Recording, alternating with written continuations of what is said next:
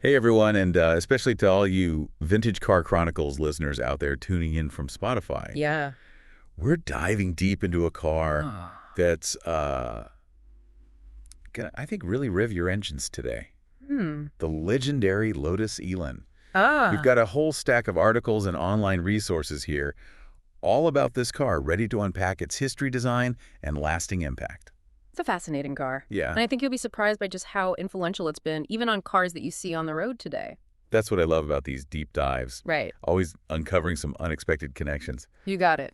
Now, I know our Vintage Car Chronicles listeners are pretty savvy about classic cars, Yeah. but just to set the stage, Right. the Lotus Elan emerged in the 1960s, and it quickly became a sensation. Yeah. So what was it about this car that made it so special? Well, a lot of it comes down to the philosophy of Colin Chapman, the founder of Lotus. Okay. He was absolutely obsessed with lightweight design. His famous motto was simplify, then add lightness. And the Elan was a perfect embodiment of that idea.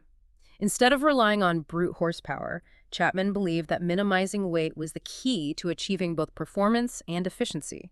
So it wasn't just about making a car that was light. Right. It was about a whole design philosophy. Exactly. And that philosophy was revolutionary at the time. Okay. The Elan's construction, with its steel backbone chassis and lightweight fiberglass body, was groundbreaking. Imagine Ah, a strong steel spine running down the middle of the car, that's the backbone chassis, Yeah. and it provides exceptional rigidity. Then they wrapped it in a feather-light fiberglass body.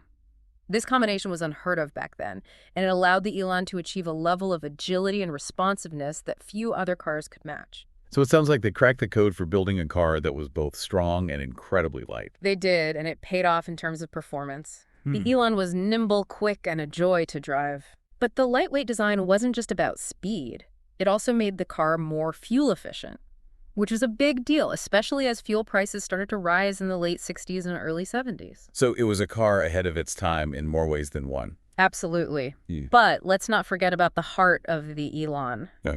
the engine. Right. They didn't just settle for any ordinary power plant. Okay. They took a rather humble Ford Kent engine, a workhorse, but not exactly a performance icon, Right. and transformed it into what became known as the Lotus Twin Cam.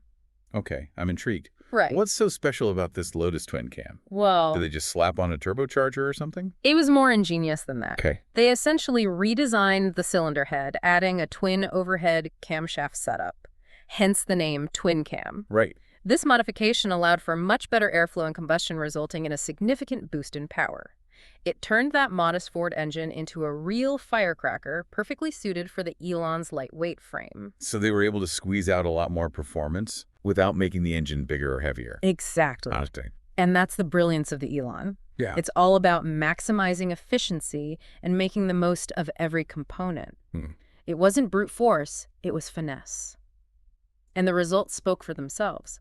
The Elan, especially the later Sprint models, could achieve impressive acceleration, going from 0 to 60 mph in under 7 seconds. Wow.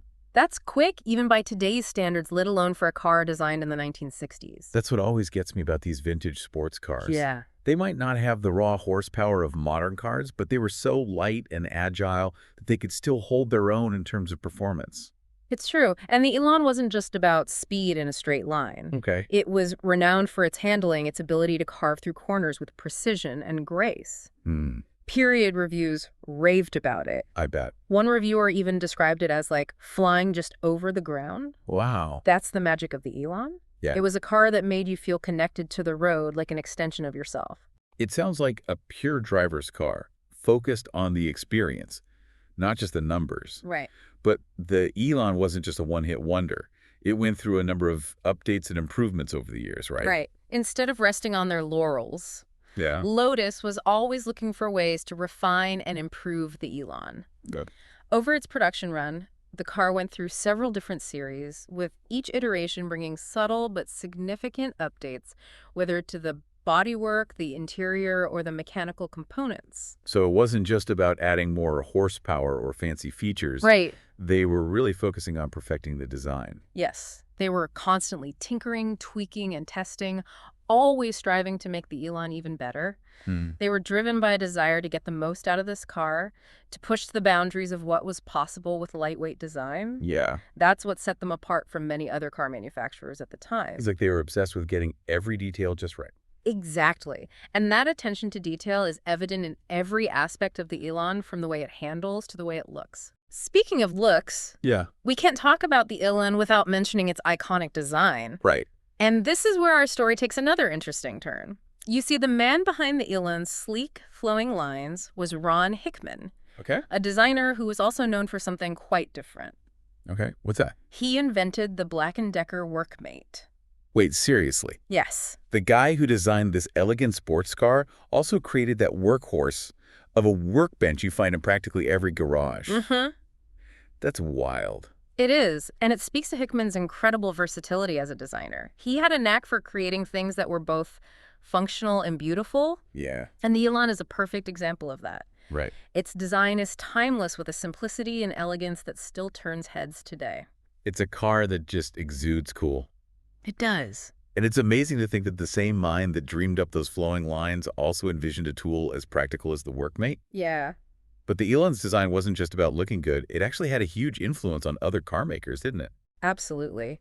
The Elan's sleek, minimalist aesthetic became a benchmark for sports car design, inspiring countless other cars over the years. One of the most notable examples is the Mazda MX-5 Miata. Ah, the Miata. Yeah. That makes sense. They both share that same lightweight roadster vibe. Yeah. Is it fair to say that the Miata wouldn't exist without the Elan? While Mazda never explicitly said they were directly inspired by the Elan, the resemblance is pretty undeniable. Yeah. Both cars champion the idea of affordable, lightweight, and fun-to-drive sports cars. It's like the Elan's DNA lives on in one of the best-selling sports cars of all time. That's quite a legacy. It is. It's like the Elan wasn't just a great car, it helped to define a whole genre of sports cars. Precisely. But it wasn't just about influencing design trends. Right? The Elan also captured the imagination of a whole generation of car enthusiasts. Yeah. It became a symbol of style, performance, and a certain British coolness. Hmm. It's no surprise that it attracted a lot of famous owners. Right. Did you know that Diana Rigg, who played Emma Peel in the TV series The Avengers, drove an Elan? No way. Yeah. That's perfect casting, actually. I can totally picture her behind the wheel of that sleek sports car, Right. all sophistication and speed. It's a match made in car heaven. Yeah. And she wasn't the only one smitten with the Elan. Peter Sellers, Jim Clark, Paul Newman. Wow. The list of celebrity Elan owners goes on and on. That's awesome. It seemed like anyone who appreciated a well-engineered and beautifully designed car was drawn to the Elan. So it wasn't just a great car, it was a cultural icon. It was. It represented a certain attitude, Yeah. a love for driving, and an appreciation for pushing the boundaries of what's possible. Right. But as we know, even the most iconic cars have their ups and downs. Of course. The Elan story takes a bit of a controversial turn in the late 1980s Okay. when Lotus attempted to revive the nameplate with the Ah. M100 Elan. Yes, the M100. I've heard about this one. Mm. It wasn't exactly met with universal acclaim, was it? It was a divisive car. While it was still a capable sports car in its own right, Yeah. it deviated significantly from the original formula. Instead of the classic rear-wheel drive layout, Lotus opted for front-wheel drive. Now, that's a big change. It is. I can imagine that didn't sit well with some Elan purists. It didn't. For many, it felt like a betrayal of the Elan's heritage. Right. While the car handled remarkably well, it just didn't have the same raw, visceral feel as the original. Yeah. It also had the misfortune of going up against the Mazda MX-5, which had already captured the hearts and minds of enthusiasts with its back-to-basics rear-wheel drive approach. It's like the student had surpassed the master. You could say that. But the M100 had one more surprise up its sleeve, right? That's good. Something to do with Kia. You're right. After Lotus ended production of the M100, Okay. Kia acquired the rights to the design and produced their own version for the Korean market. Wow. It's a strange twist in the Elan's tale, and it shows how far-reaching its influence was. That's fascinating. I never would have guessed that Kia had a connection to the Lotus Elan. Yeah. It just goes to show that the automotive world is full of unexpected connections. It certainly is. But before we get too sidetracked, let's go back to the heart of what made the Elan so special. Okay. We've talked about its design, its performance, and its cultural impact, but I think there's something deeper at play here. I'm all ears. What are we missing? It's about the essence of driving. Hmm. The Elan wasn't about brute force or technological wizardry. It was about the pure, unadulterated joy of being behind the wheel, Right. feeling the car respond to your every input, experiencing the thrill of the open road. It was a car that made you feel alive. Exactly. It was a car that spoke to your soul. Wow. And that's what makes it so enduringly appealing. The Elan represents a time when driving was about more than just getting from A to B. Yeah. It was about the journey itself, the connection between car and driver, Mm, the pursuit of pure driving pleasure. very cool. Yeah. Well said. Thanks. I'm excited to dive deeper into this. Me too. Let's get into it. Sounds good. And that's what made the Elan so special. It captured the essence of driving in a way that few other cars could. But it wasn't just a romantic notion, it was backed up by some serious engineering. One of the things that really set the Elan apart was its exceptional handling. Yeah, we've touched on the Elan's agility, but what made it such a joy to drive through those twisty roads? Well, it's a combination of factors, but it all boils down to the car's balance.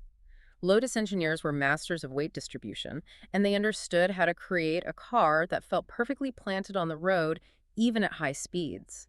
The Elan's lightweight design played a huge role in this. By minimizing weight, they were able to reduce inertia, which made the car incredibly responsive to steering inputs. So it wasn't just about being light. Right. It was about how that lightness translated into a more dynamic driving experience. Exactly. And the Elan suspension played a key role as well.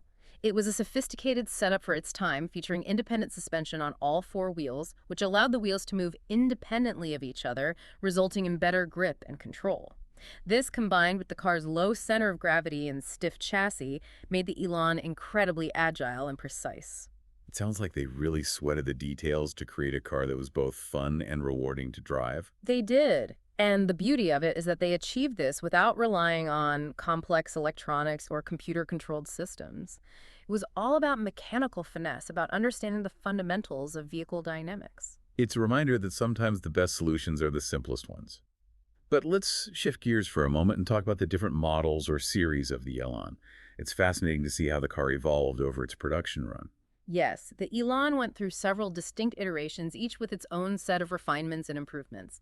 It's a testament to Lotus's commitment to continuous improvement, their dedication to perfecting the Elan's formula. From what I've read, there were a lot of changes over the years. Can you walk us through the key differences between the various series? I think our listeners will be interested to learn how the Elan evolved over time. Absolutely. The first series, the S1, was the purest expression of the Elan's design. It was all about minimalist functionality, lightweight construction, and that raw, connected driving experience. Then came the S2, which introduced a few key refinements, including a revised dashboard, larger brakes, and updated rear lights. So they were always looking for ways to make the car better, even if it meant making small incremental changes. Exactly. They weren't afraid to experiment, to try new things, and to listen to feedback from owners and drivers. The S3 saw further improvements, including the introduction of the fixed-head coupe, or FHC, alongside the convertible. They also added electric windows, which was a luxury feature at the time, and redesigned the hood and boot lid for better practicality. It sounds like they were striking a balance between maintaining the Elan's sporty character and making it more refined and user-friendly. That's a great way to put it. And that trend continued with the Series 4. It got a more modern dashboard with rocker switches, which were all the rage back then, and updated rear lamps for better visibility. They also widened the wheel arches to accommodate larger tires, which improved grip and handling. So each series built upon the successes of the previous one, incorporating new features and improvements while staying true to the Elan's core DNA. Precisely.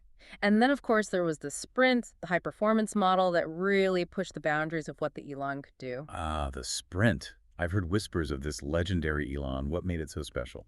The Sprint was the culmination of all the lessons Lotus had learned over the years. It featured a more powerful engine thanks to further tweaks to that magical Lotus twin cam, a distinctive two-tone paint scheme that made it stand out from the crowd, and a host of other performance enhancements, including upgraded brakes and suspension. So it was like the ultimate expression of the Elan's performance potential. It was. And it cemented the Elan's status as a true driver's car, a machine that could hold its own against much larger and more powerful rivals.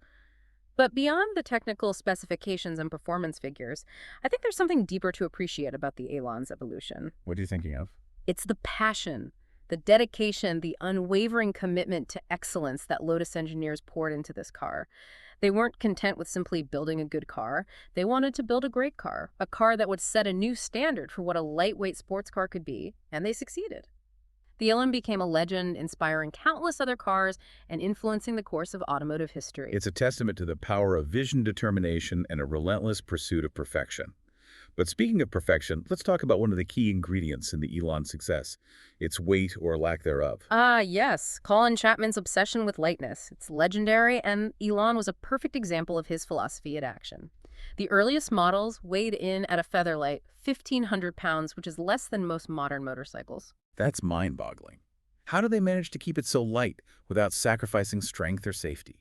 It all started with that innovative construction we talked about earlier, the steel backbone chassis and the fiberglass body. But they didn't stop there. They were meticulous about shaving weight wherever possible, using thin gauge steel for the chassis, carefully engineering the bodywork to be as light as possible without compromising structural integrity, and even using lightweight materials for the interior trim. So it was a holistic approach to weight reduction, considering every single component and how it could be optimized for lightness. Exactly. And it wasn't just about using exotic materials or cutting corners. It was about intelligent design, about finding creative solutions that allowed them to achieve their weight targets without sacrificing performance or durability. It sounds like they were obsessed with finding that perfect balance between lightness and strength. They were. And they achieved it through a combination of engineering ingenuity and a willingness to think outside the box.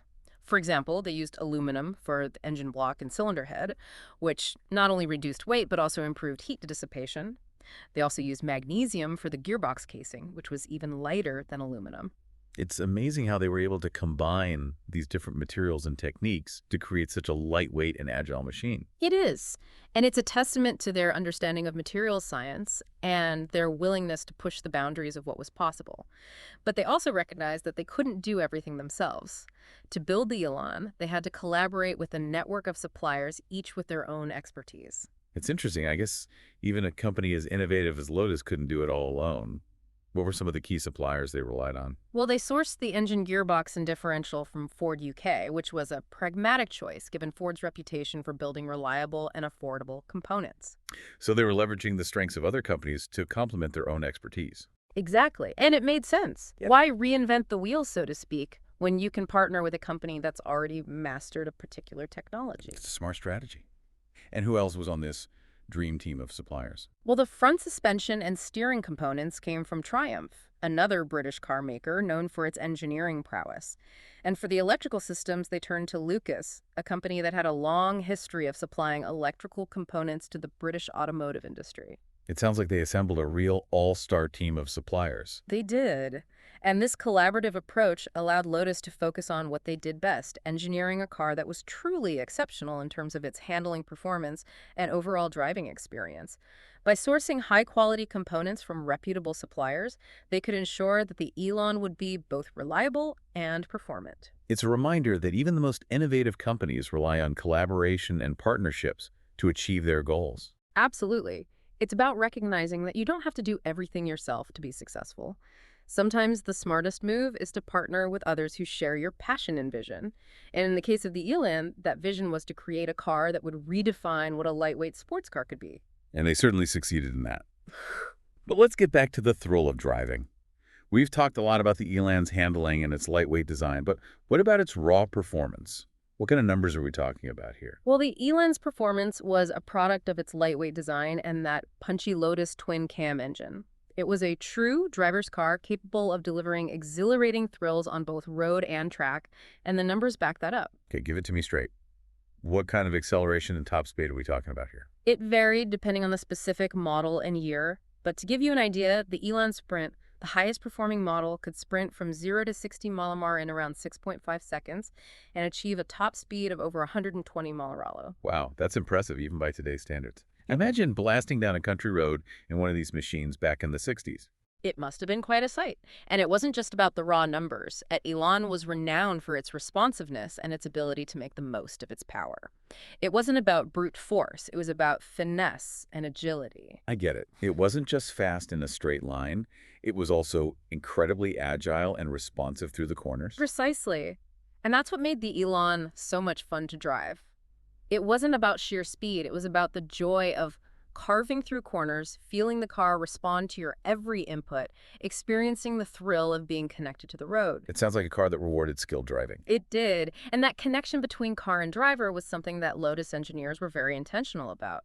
They wanted to create a car that made you feel like you were part of the machine, that amplified your inputs, that made you feel truly alive. So it was more than just a car. It was an experience. Exactly. And that's what sets the Elan apart from so many other cars. It wasn't just about getting from A to B. It was about the journey itself. The thrill of the drive, the pure joy of being behind the wheel of a machine that responded to your every whim. And it's that connection, that feeling of being one with the machine, that makes the Elan so special. It's a car that speaks to the heart of what driving is all about. But the Elan story goes beyond the thrill of the open road. It also played a significant role in shaping Lotus as a company and influencing the wider automotive industry. Now that you mention it, we haven't really talked about Lotus itself. What was their place in the automotive world back then? Well, before the Elan, Lotus was known primarily for its racing cars and a few somewhat quirky road cars like the Elite. They were a small company with a big reputation for innovation, but they weren't exactly mainstream. So the Elan was kind of a turning point for them. It was. The Elan was more accessible and refined than their previous offerings, and it appealed to a wider audience. It showed the world that Lotus could build not only race-winning machines, but also desirable and attainable road cars. So it broadened their appeal and helped them reach a whole new market. Exactly. And it did so with a car that perfectly embodied the Lotus philosophy of performance through lightweight engineering. The Elan's success paved the way for future Lotus models like the Esprit and the Elise to further solidify the brand's reputation for building world-class sports cars. It's amazing how one car can have such a profound impact on a company's trajectory. It really is. And it speaks to the power of a truly great product. But the Elan's influence extends far beyond Lotus itself. It also helped to shape the public's perception of what a sports car could be. In what way? Well, before the Elan, sports cars were often seen as impractical, expensive toys for the wealthy. The Elan, however, challenged that notion. It was relatively affordable, reasonably practical, and most importantly, it was an absolute blast to drive.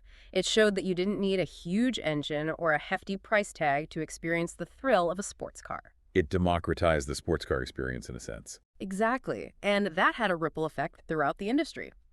Other car makers took notice of the Elan's success and started to explore the possibilities of lightweight, affordable sports cars. And as we've already discussed, the Mazda Miata, one of the most popular sports cars of all time, owes a great deal to the Elan's legacy. So the Elan wasn't just a great car, it was a catalyst for change, both for Lotus and for the sports car world as a whole. It truly was, and its influence continues to this day. Speaking of which, I'm curious, what do you think about the Elan's collectability? Do you think these cars are sought after by collectors today? Oh, absolutely. Yeah. The Elan has all the ingredients of a collectible classic. It's a beautiful car, it's historically significant, and most importantly, it's an absolute joy to drive.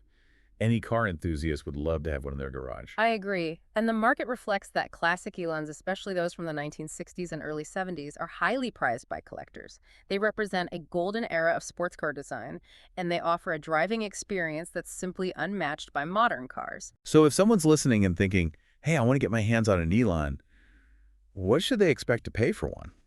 Well, like any collectible, the price depends on a variety of factors, including the condition, rarity, and provenance of the car. But generally speaking, a well-maintained Elan in good condition can fetch anywhere from the mid-teens to the low 30s and even higher for exceptional examples or those with a special history. So it's not exactly an impulse purchase, but for a serious collector, it sounds like a worthwhile investment. It is. And it's not just about the financial investment. Owning a classic Elan is about experiencing a piece of automotive history, connecting with a time when driving was pure and unadulterated. It's like owning a piece of art that you can actually drive and enjoy. Exactly. And I think that's what makes the Elan so special. It's a car that speaks to the heart of what driving is all about. It's a car that reminds us that the journey can be just as important as the destination. It's a car that makes you want to get out there and experience the open road, to feel the wind in your hair, and to connect with the machine in a way that few other cars can. Well said. And I think that's a fitting way to wrap up our deep dive into the Lotus Elan. It's a car that deserves to be celebrated not just for its technical brilliance, but also for the joy it brings to those who drive it. It's a reminder that sometimes less is more, that simplicity can be beautiful, and that the pursuit of driving perfection is a journey worth taking. So to all of our Vintage Car Chronicles listeners out there, we hope you enjoyed this deep dive into the Lotus Elan. And remember, there's a brand new episode of Vintage Car Chronicles waiting for you every day on Spotify, ready to take you on another thrilling ride through the world of classic cars.